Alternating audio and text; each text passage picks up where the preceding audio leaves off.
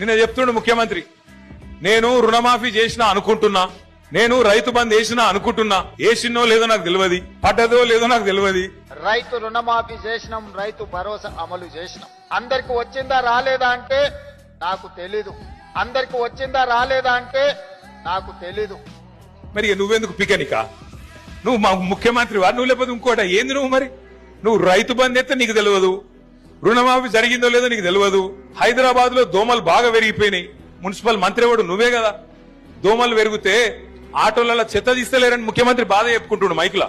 ఈ రోజు చెత్త ఎత్తమంటే 5,000 ఆటోలు ఉచితంగా ప్రభుత్వం కొనిస్తే చెత్త ఎత్తాల్సిన ఆటో వాళ్ళు ఈ రోజు మేము చేయము, మేము చేసిందే చెల్లుద్ది అన్నట్టుగా వివరిస్తుంది. మరి దానికి నియమించిన కార్మికులు పనిచేయాలి కదా, వాళ్ళతో పని చేయించుకోవాల్సిన బాధ్యత ప్రభుత్వానికి, మున్సిపల్ శాఖకు ఉన్నది కదా. దోమలు పెరిగినాయి అంటున్నారు, దోమలు పెరిగినాయి అంటున్నారు.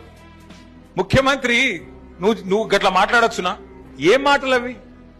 ఒక్కటన్నా సక్కని మాట ఉన్నదా? నీ నోట్లకెళ్ళి వచ్చే ఒక్క మాటకు విలువ ఉన్నదా? గరీబోళ్ళ ఇండ్ల మీద వాడి కులగొట్టుడే కాకుండా నేను చెప్తున్నాడు ముఖ్యమంత్రి, నేను ఈ చెర్ల పొంట ఉన్న కొన్ని బిల్డింగ్లను బ్లాక్ చేసిన, వాటికి రిజిస్ట్రేషన్లు బంద్ చేయించిన, వాటికి ఇప్పుడు వాల్యూ జీరో ఉన్నది, జీరో వాల్యూ అయిపోయింది అది అని మాట్లాడుతుంది. ముఖ్యమంత్రి గారు ఒకటి గుర్తుపెట్టుకోండి, జీరో వాల్యూ అయ్యింది ఆ బిల్డింగ్లకు అపార్ట్మెంట్లకు కాదు, జీరో వాల్యూ అయ్యింది ముఖ్యమంత్రి మాటకు, నీ ముఖానికి జీరో వాల్యూ ఇవాళ ఈ రాష్ట్రంలో ఉన్నది. నిన్నెవడు నమ్ముతలేడు. ఇవాళ ఈ రాష్ట్రంలో ఒక్క మనిషి కూడా నిన్ను నమ్ముతలేడు.